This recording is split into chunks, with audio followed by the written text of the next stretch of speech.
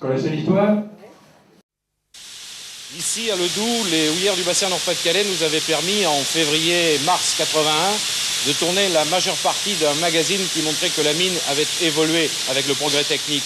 Des techniques que Charbonnages de France a depuis exportées dans le monde entier, en Chine, en Australie, en Afrique et dans les deux Amériques.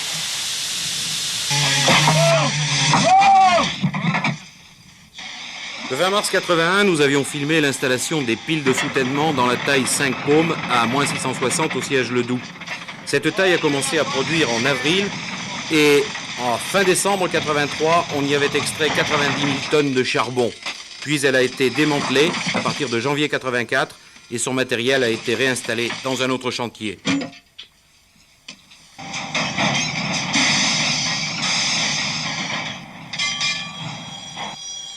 Ce matin, c'est de la veine Philippe Couchant à 740 qu'on a remonté les dernières berlines. Mais il n'y aura pas d'autre taille à Ledoux. En 84 ans, les deux puits ont livré près de 34 millions de tonnes et le poste de ce matin a vu partir le cœur gros, le dernier wagon vers le lavoir d'Oigny. Dommage. Et dire d'autres, dommage. C'est malheureux même. Je vais rester pratiquement ici le dernier, m'occuper des remblais, donc je crois que si on a un qui en a gros sur la patate, ça sera bien moi, parce que devoir partir une vie de travail, pas montrer à ses petits-enfants ce qu'on a pu faire au fond, ça fait mal, c'est tout. En 1959, 2700 ingénieurs, porions et mineurs étaient employés au siège, ils ne sont plus que 460. Dès le 1er janvier, 250 vont bénéficier des mesures d'âge du plan social, près de 130 sont pratiquement reclassés, et d'ici fin avril, au moment où commencera le remblayage des puits, les 80 qui restent seront repartis au pays ou auront trouvé une entreprise d'accueil. On peut dire que le plan social se déroule de façon satisfaisante et on a bon espoir de le terminer sans beaucoup de problèmes. C'est en 1732 que l'on a commencé à exploiter la veine Maugrétou à Anzin. Depuis, on a creusé et fermé des dizaines de fosses. En avril, on n'extraira plus de charbon dans le département du Nord. Le débat n'est pas près de s'éteindre quant aux raisons techniques et économiques qui amèneront dans très peu d'années maintenant l'arrêt complet de l'extraction charbonnière dans notre région. Ce soir, il ne reste plus que 3 sièges, Arambert, l'Escarpelle et Oigny.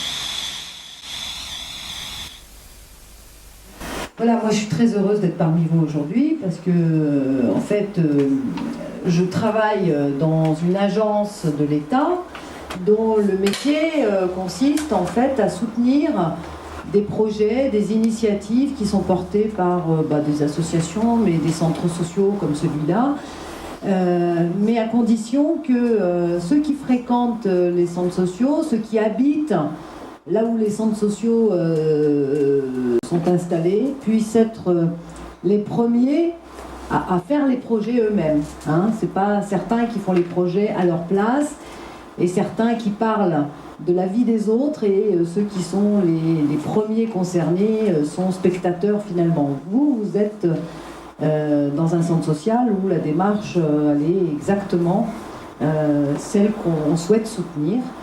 Et un projet qui raconte aussi ce que les habitants veulent en faire, c'est ce que la vie des habitants s'ils veulent la raconter, les intérêts qu'ils portent. Voilà pourquoi ici, dans la région Nord-Pas-de-Calais, l'histoire de la mine dans ce coin-là est une histoire qui est effectivement fédératrice, mais une histoire qui renvoie à l'histoire de chacun. Voilà, j'étais assise à côté de madame en regardant ce petit document et madame me disait son histoire, son expérience et la manière dont elle connaissait les lieux. Le Restine, pas loin. Voilà, et elle m'apprend que c'est pas loin, etc. Moi, je connais pas ce coin-là, je viens de Lille, mais j'ai pas découvert encore ce coin-là et ça m'intéresse énormément. Voilà, donc c'est cette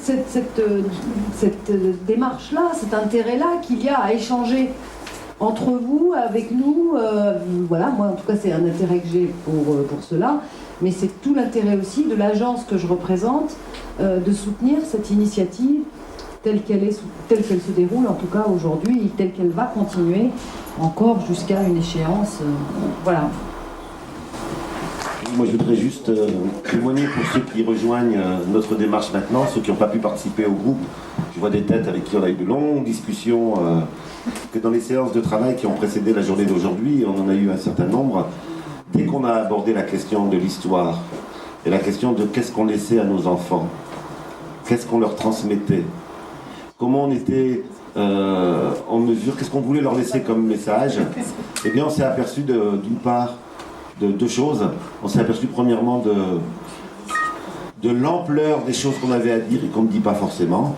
Vous m'avez fatigué, mesdames, je pense au groupe, ça n'arrêtait pas, c'est plein de choses qui venaient sur la table. Alors des choses sur la vie il y a quelques décennies, c'était une histoire sur les difficultés de vie et de conditions de travail, mais aussi sur la fierté d'être travailleur, d'être mineur, sur l'immigration, etc. Bref, on a de quoi faire, si on le voulait, déjà une vingtaine de films, rien qu'avec ce que vous avez sorti, et parfois c'était très difficile de prendre note de tout ce que vous disiez. Mais on s'est aperçu d'une deuxième chose aussi, c'est que en parallèle, on avait un groupe de jeunes avec qui on travaillait, eh bien c'était que malgré que plein de choses ont bougé, il y a plein de choses qui ont changé. Aujourd'hui, il y a Internet, avant il n'y avait pas. Aujourd'hui, les jeunes n'entrent pas tout de suite sur le marché du travail, même quand ils le voudraient, et le chômage est là, etc. Malgré tout ça, eh bien, les questions que se posaient les jeunes, et les questions que se posaient les adultes, et les questions que se posaient les seniors, puisqu'on les a appelés comme ça, eh bien, c'était souvent les mêmes questions. Et qu'il fallait peut-être qu'on arrive à se départir d'images, à se débarrasser d'images qu'on nous diffuse dans les médias et qui font que les jeunes ont peur des vieux, les vieux ont peur des jeunes, on a peur des... Bref, que chacun se construit un peu à part. Et que là, il y avait des moments très riches dans ces groupes de travail. Et ça m'amène à confirmer un vieux proverbe africain. Il y a un vieux proverbe africain qui nous dit si on ne sait pas d'où l'on vient, on ne sait pas où l'on va. Et c'est dire le besoin maintenant, on est peut-être un peu trop oublié, donc d'aller revoir, non pas par nostalgie, mais juste pour rappeler que ça a été nos vies. Bien voilà notre histoire, bien, pour ensemble pouvoir choisir ce que sera demain. Voilà ce que je voulais vous dire, et puis c'est le début d'une aventure, même si on en a déjà fait une série d'autres auparavant. C'est le début d'une aventure, et bien faisons-la tous ensemble. Et j'invite vraiment ceux qui n'étaient pas encore avec nous, soyez les bienvenus, il y a du boulot. Alors moi, ce qui m'étonne, je vous le dis franchement, c'est qu'on a travaillé avec des jeunes, un groupe de jeunes ici, pour la plupart enfants de mineurs ou petits enfants de mineurs. Quand on leur a demandé ce qu'ils savaient du travail de la mine, ils savaient peu de choses. Alors pourquoi vous n'avez pas raconté à vos enfants ou vos petits-enfants pourquoi ça ne se transmet pas? Pourquoi ça ne se sait pas? Non mais il y a un truc là, c'est dur de parler de faute, hein, mais celui qui a jamais été volé. Je peux pas comprendre. Il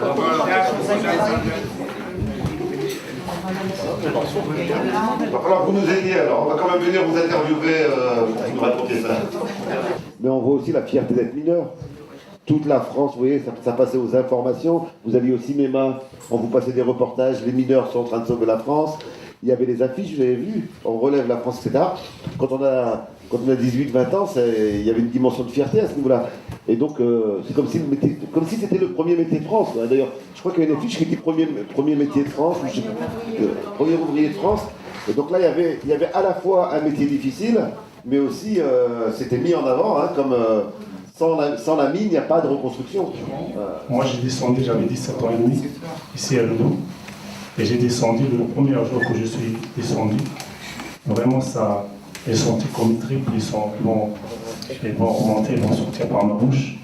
Ce qui m'a fait encore peur, on a travaillé pendant 15 jours au fond. La première semaine, j'étais à l'hôpital, je suis retourné, je suis blessé, j'ai retourné. Ce qui m'a fait encore peur, qu'une fois on est monté, et il y a le courant qui était coupé, la cage, et il s'est redescendu. Et c'est pas seulement moi qui ai eu peur, c'était tout le monde, et on a cru qu'on va arriver au fond, ils vont nous ramasser les miettes, quoi. Donc ça, c'est des choses qu'on a vécues. C'est tout à fait normal, parce que si vous êtes là debout, on fait descendre la cage elle descend, mais alors tout de suite, c'est parti, 12 mètres secondes. Alors imaginez-vous 2 minutes, 12 mètres secondes, ce que ça fait. Ça vous fait remonter les tripes et tout. Mais au fil du temps, au bout de 2-3 mois, le corps il s'y fait, comme avec n'importe quoi. le corps il s'y fait, puis après on n'y fait plus de toute façon. Mon père est arrivé avec des amis, ils étaient 10.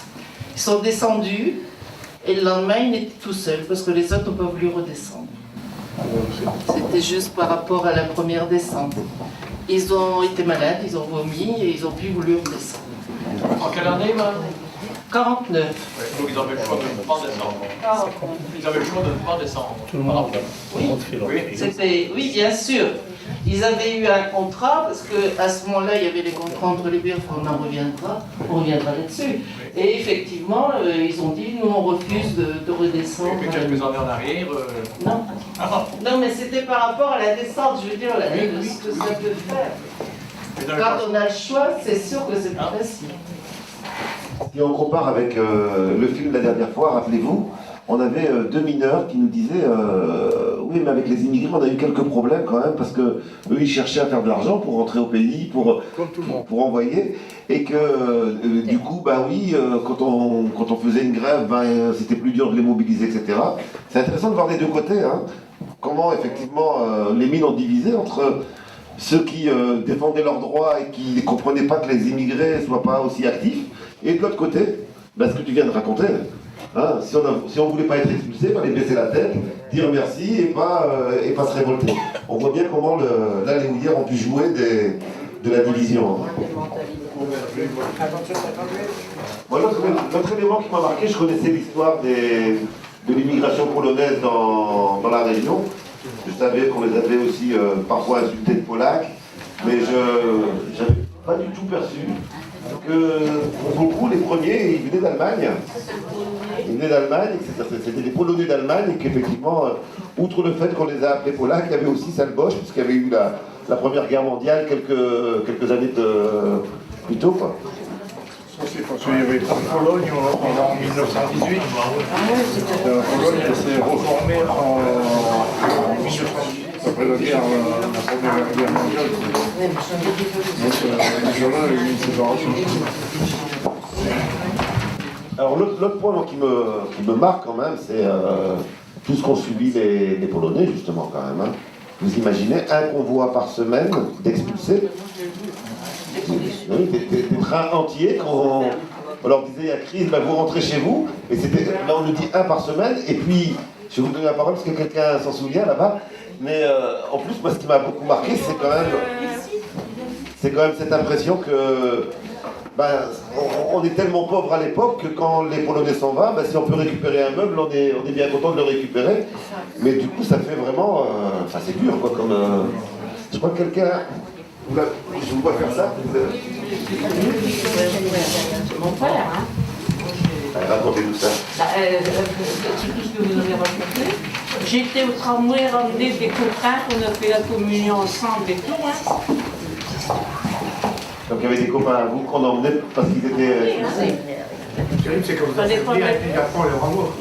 Ah ouais, il fallait pas mettre les Polonais, il fallait pas mettre le pied sur le côté, hein. Quand vous disiez tantôt, moi je parle au nom de... Je viens de la Belgique, hein, avec mon ami Marion, et on a déjà eu ce genre d'approche dans le passé dans nos cafés mémoires. Mais quand vous dites, quand on ne sait pas d'où on vient, on ne sait pas où on va. Vous ne saviez pas les trains, Il faut savoir que la première aussi migration étrangère était belge dans les mines françaises. Et on confisquait leurs documents en passant à la frontière. C'était des travailleurs saisonniers. Pour ne pas retourner chez eux au plus vite, ils étaient obligés de travailler pour confisquer leurs documents. Ils étaient plus passer à la frontière.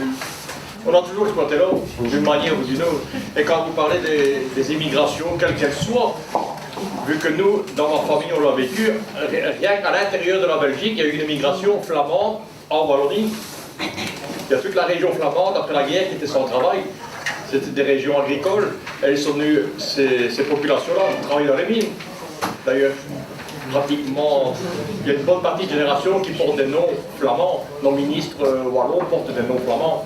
Mais donc, on subissait déjà ces colibés de la part de la population wallonne, francophone.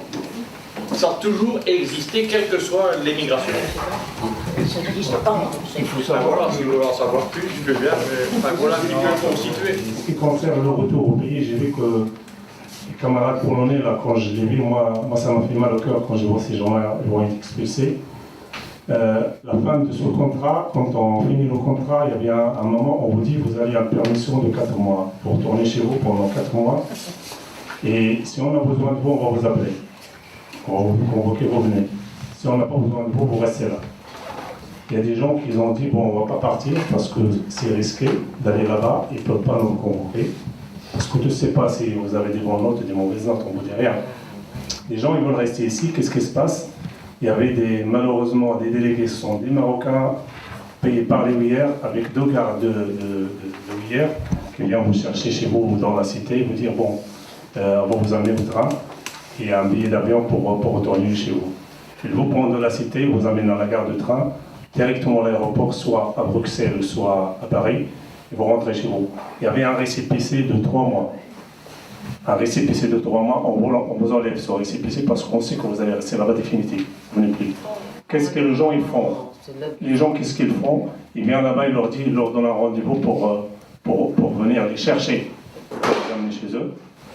Et ils ratent ce rendez-vous, on leur donne lundi, mais le gars il part samedi. Il quitte la cité ici, ou bien il quitte les lieux. Des fois, il y a des gens qui ont passé à pied jusqu'à la gare de Valenciennes pour prendre le train pour aller à Paris chercher du travail. Ça, vraiment, quand j'ai vu cette expulsion là-bas, ça m'a choqué. Moi, j'ai pas eu ça parce que, qu'est-ce que vous voulez, j'étais un bon élève, un bon ouvrier, j'ai bien travaillé, j'ai fermé les yeux, et j'ai baissé la tête pour que je garde mon premier contrat, le deuxième contrat et le troisième qu'on a eu la chance en 1980. On a fait une grève pour enlever ce contrat-là. Et le moment qu'on a enlevé ce contrat-là, on a eu le statut des mineurs. On commence à respirer un petit peu parce qu'on avait le droit d'être syndiqué, on avait le droit d'aller voir le délégué. Donc on a créé un collectif marocain, comme on dit, avec le syndicat, au sein du syndicat. Et le collectif, moi je parle de l'E2, si on était 5. Ils ont tellement mis de la pression sur ces gens-là qui ont été le syndicat. J'ai resté le seul avec le syndicat à l'E2. Tous les 4, ils ont des menaces par des ouillères, par les représentants des ouillères. Ce sont vraiment des Marocains, comme on appelle des délégués des entreprises, parce que les gens ne parlent pas français. Il faut toujours quelqu'un pour leur expliquer, pour aller voir le chef, pour il y a un problème de salaire ou quelque chose. Et c'est rare qu'on réclame de salaire, c'est rare. On le voit à travers les questions. Les conditions de mineurs, bon certes on dit nous, on n'arrête pas de dire, parce qu'on s'en rend compte, il y a eu des évolutions techniques, alors on est passé effectivement du pic au marteau-piqueur, mais à chaque fois, il y a eu un petit pas en avant et un pas en arrière. Et qu'est-ce qui a été gagné? C'est difficile, parce que quand il y a eu le marteau-piqueur, c'est là qu'il y a eu le plus de silicose, c'est là qu'il y a eu des nuages de poussière, que le mineur ne pouvait plus respirer. On a vu les nombres de décès suite au marteau-piqueur qui a explosé complètement. Bon, on le voit dans le film, ils disent qu'à 40 ans, la plupart des mineurs étaient en mauvais état ou étaient morts, quoi. Et bon, après on parle aussi de la nationalisation. Il faut savoir que les houillères, notamment pour beaucoup de collaborations avec les Allemands pendant la guerre, les houillères ont été nationalisées en grande partie à cause de ça. Bon, alors on se dit, effectivement, après la guerre, il y a moins de pression. Effectivement, les mineurs sont plus sous pression directe, puisque le rendement, finalement, c'est eux qui s'auto-exploitent. Ils sont quand même payés au rendement, ils ne sont pas salariés, donc c'est quand même eux qui s'auto-poussent pour plus de production. Donc il y a quand même une sorte de prime au rendement. Et puis après, il faut savoir qu'encore aujourd'hui, il y a des choses qui ne sont pas réglées. Il y a eu la grande grève de 48, par exemple. Il y a encore, actuellement, il y a encore 7 personnes qui sont les survivants de cette grève-là, qui sont encore en procès contre l'État. Donc contre les Charbonnages de France qui étaient nationaux à l'époque, une entreprise nationalisée, et qui n'ont toujours rien gagné. C'est-à-dire que l'État il attend petit à petit, un petit peu, que ces gens-là disparaissent. Et parce que ces gens-là n'ont toujours pas leur droit, une fois qu'ils ont été grévistes, comme M. Mineur-Marocain en parlait par rapport à la pression syndicale, la pression contre le fait d'être syndiqué. Là c'est pareil, ces mineurs à l'époque, on leur a envoyé les CRS, on les a repérés, on les a montrés en exemple, donc on les a expulsés de la mine. Il y en a qui ont dû déménager, sortir de région parce qu'ils étaient vraiment blacklistés, non seulement dans les houillères, mais partout dans les entreprises textiles de la région. Et ils sont encore en procès parce qu'ils ont tout perdu à l'époque. Ils ont perdu leur statut de mineur, ils ont perdu leur maison. Il faut savoir aussi, justement, vous disiez aussi qu'avant 1936, dans quelles conditions ils vivaient. pendant longtemps, même après la guerre, les gens vivaient à plusieurs familles dans une maison. Hein. Quand ils avaient les premiers enfants, le premier couple, là, ils pouvaient seulement prétendre avoir une maison pour eux tout seuls. Donc les conditions du mineur, jusqu'à encore récemment, elles étaient très dures. Et puis quand on les améliorait pour les uns, ben, on se rend compte qu'on les rendait difficiles pour les autres, par la pression, par le chantage, par le fait que les gens étaient immigrés, donc on pouvait faire une pression pour les renvoyer. Donc finalement, à chaque époque, même si en apparence il y a eu des avancées sociales, techniques, etc., ben le patronat en général, qu'il soit privé ou public, il a tout le temps essayé de gratter d'une manière ou d'une autre pour, je ne sais pas pour quelle raison, si c'est pour la productivité ou si c'est pour le simple plaisir finalement d'exploiter les gens, de les soumettre. Juste revenir sur le fait que c'est vrai, on a parlé des mineurs et le travail des mineurs et les conditions de vie.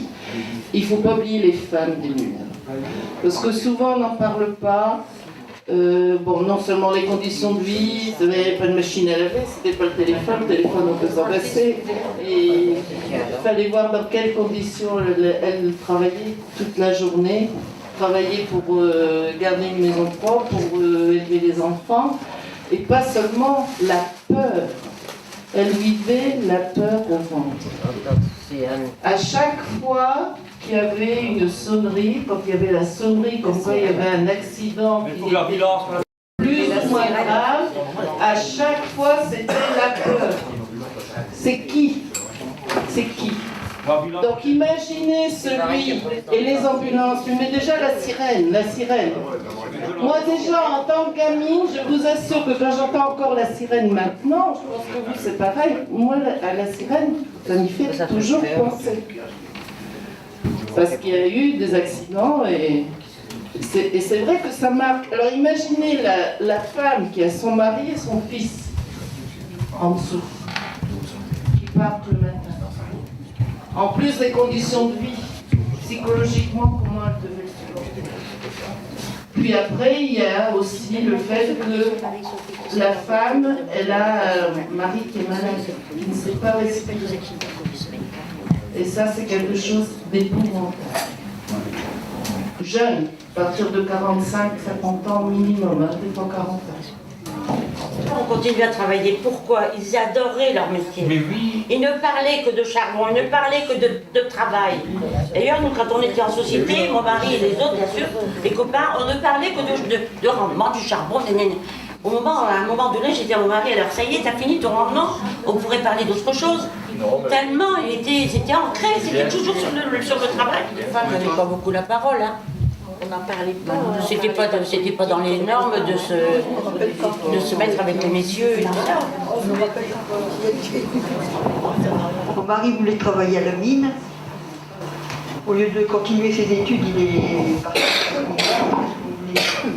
C'était sa volonté, si on peut dire.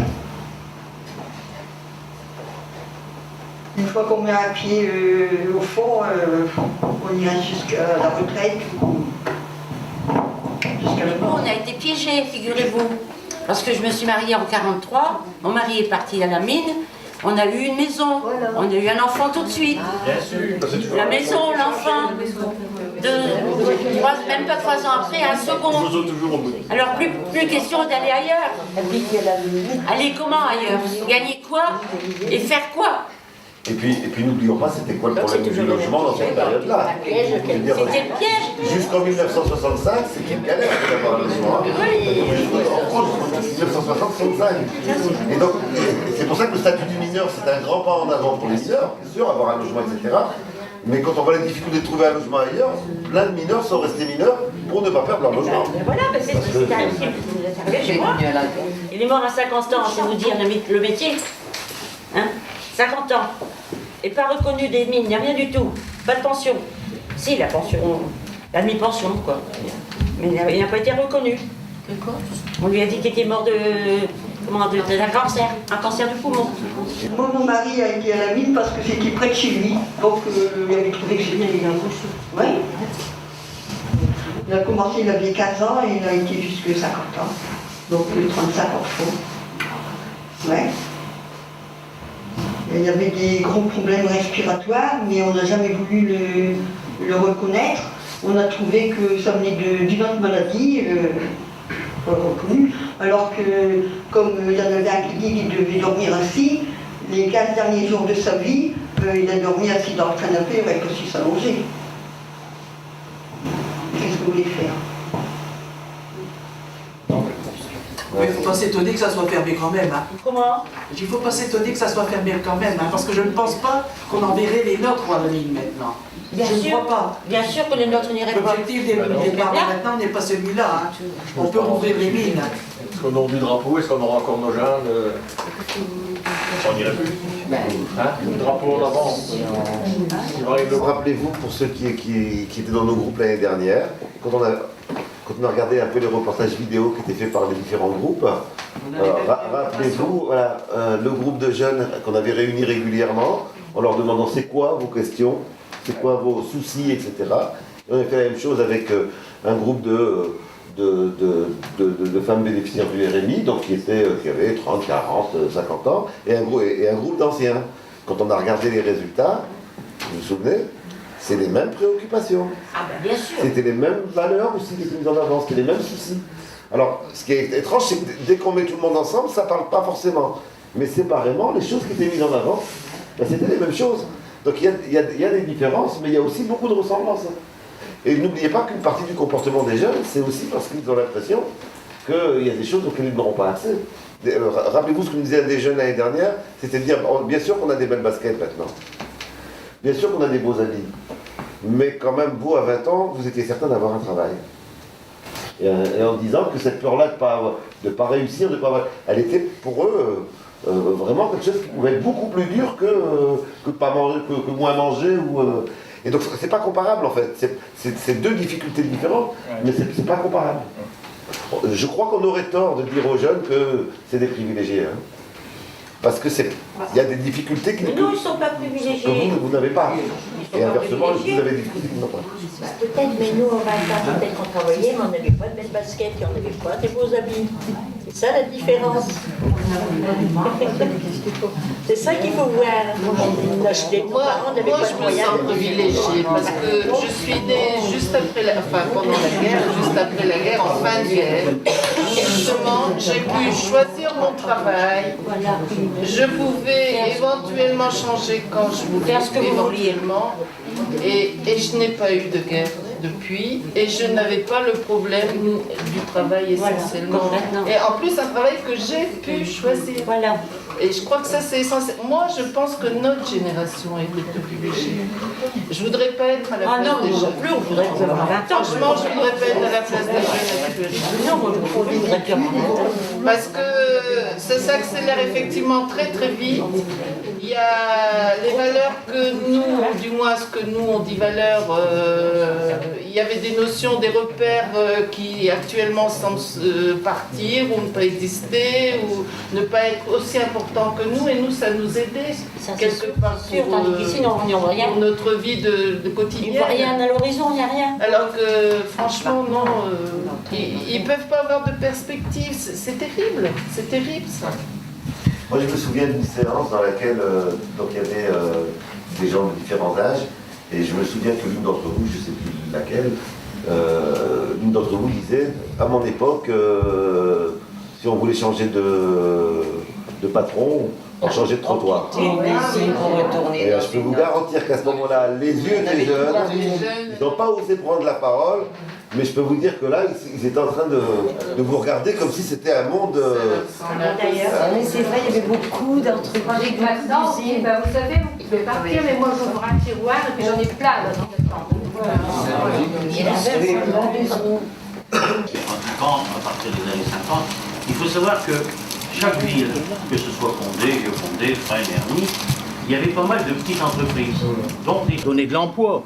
Bon, il y avait les visseries aussi à Vieux-Condé, les visseries Bury. Bon, là, ils prenaient des jeunes en apprentissage et ils les formaient à un métier de rectifieur, fraiseur, tourneur. Et dans chaque usine, dans chaque ville, il y avait ces usines. Bon, à Condé, j'ai connu la Selcosa, j'ai connu également les brasseries. Il y avait les brasseries à la Place Verte. Hein. Donc chaque ville avait ses industries. Et un petit peu comme on vient de voir dans le film, où je suis content et puis c'est émouvant parce que j'ai mon frère qui parlait. Comme mon frère il disait, et combien de fois il nous l'a raconté, monsieur il vient de le préciser, en Afrique du Sud il travaillait à ciel ouvert pratiquement pour prendre le charbon. Le charbon est arrivé à un prix dérisoire à Dunkerque. Donc la volonté des houillères, c'était plus d'exploiter à un prix de revient très très important. Mais du charbon, apparemment, il y en avait beaucoup encore. Hein. Mais le coût de revient, il était extrêmement important. Et comme il n'y avait plus d'embauche, qui n'embauchaient plus dans les houillères, eh ben, les spécialistes, les mineurs, parce qu'il faut savoir qu'un métier de mineur, c'est quand même un métier de spécialiste. Tout le monde ne peut pas être mineur. D'une, il faut déjà être costaud. En plus, il ne faut pas avoir peur, hein, parce que le métier de mineur, il fallait aller quand même au fond de la terre, il faut dire le mot, dans le noir. C'était pas des métiers faciles, il fallait trouver déjà les gens qui étaient capables de faire ce métier. Et comme les houillères, ils n'embauchaient plus, bon, un petit peu à la fois, bah, ils n'avaient plus de main-d'œuvre, hein, c'était tout. Hein. Il n'y avait pas de calculette, il n'y avait pas tout ça. Hein. Que ce soit le GEP ou tout ce qu'on veut, il fallait vraiment s'atteler. Et on était sorti qu'avec un certificat d'études. C'est pour ça que j'ai dit tout à l'heure que le certificat d'études à l'époque, c'est pas plus d'aujourd'hui. Hein. Voilà. Mais il y avait moyen de s'en sortir, bon, que ce soit moi ou les autres. Hein. Celui qui voulait s'en sortir, il pouvait arriver, même jusqu'au niveau ingénieur, s'il voulait, s'il avait des capacités de le faire et le courage de le faire, il pouvait devenir ingénieur. Mais tout en travaillant. Voilà. Tandis qu'à l'époque, sur le tas, celui qui voulait, comme monsieur vient de le dire, celui qui voulait, eh ben, avec un petit peu d'ambition, y arriver, un petit peu avancer, et quelques années plus tard, il y avait un poste, peut-être de maîtrise, et c'était bien. Chose qu'on ne trouve plus. Ça se passe plus comme ça maintenant.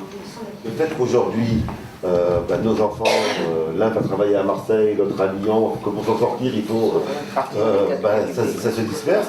Ça amène qu'effectivement, les liens se distendent. Il y a aussi un certain nombre de services que rendaient les grands-parents, en termes d'éducation, etc., que les nouvelles générations n'ont pas. La plupart des mères ont appris à être mères par leur propre maman. Hein. Aujourd'hui, quand on est parti travailler à Paris, maman n'est pas derrière pour nous toutes ces séries d'angoisse, etc. Donc, quand on dit tout change, c'est vraiment tout qui change. Donc on ne peut pas attendre de nos enfants qu'ils puissent avoir des réflexes qu'ils n'ont pas appris, et qu'ils ne peuvent pas apprendre, parce qu'on n'est pas là. Et donc c'est vraiment une autre manière de faire qu'il faut réapprendre. Il y a aussi la notion du travail. De toute façon, avant c'était le travail manuel, c'est-à-dire qu'on n'avait pas obligatoirement besoin d'une formation. Actuellement, il faut des diplômes, il y a la notion d'effort qui est autre chose, qu'on regrette ou non, mais et cette notion de travail est quand même importante dans une société en plein changement. On est obligé de regarder, même tous les jours, par rapport à cette période. Je vais prendre la période quand j'ai commencé, ou d'autres, mon âge, qui ont commencé très tôt. J'ai commencé dans une usine à 14 ans. Simple exemple. À 14 ans, il n'y avait pas de loi pour les jeunes de 14 ans. J'ai commencé comme apprenti. 8 heures par jour au départ. 10 heures ensuite. Et après 12 heures. 12 heures de jour, 12 heures de nuit. C'était des services continus.